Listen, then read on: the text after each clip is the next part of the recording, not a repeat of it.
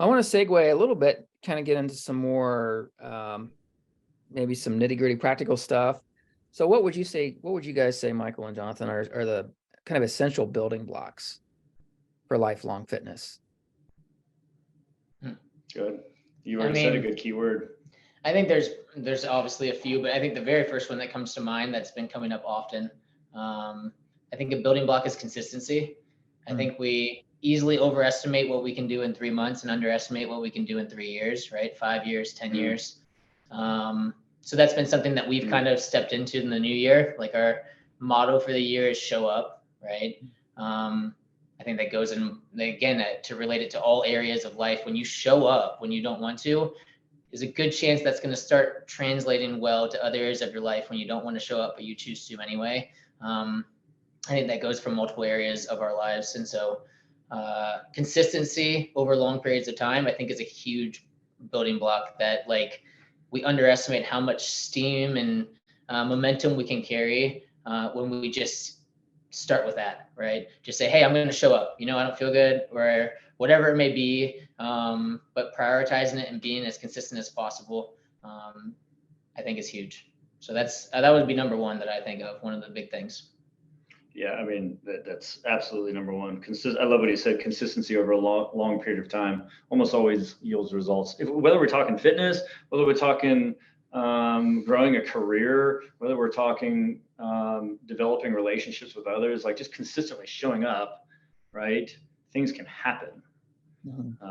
That's number one. Okay. Do you have any other building blocks off the top of your head? I mean, I think one thing too is like a building block for just fitness in general is like finding things that, like, it's not always going to be enjoyable, but I think sometimes it's easy to overcomplicate it, right? Which I think goes hand in hand with showing up, but keeping it simple, right? Initially, I think, like I said, gaining that momentum where it's like, I think it's easy to think people, oh, I got to go in and work out 5 days a week and I got to do all this, and then they burn out in a couple weeks, right? So keeping things simplistic initially, I think, is a huge building block, and knowing when, hey, life's going to get hard and you're going to have a lot of things that pop up that you can't plan for, right? Okay, remember, keep it simple, right? That ultimately, I think, is going to aid to the consistency then through a lifelong journey of fitness. So.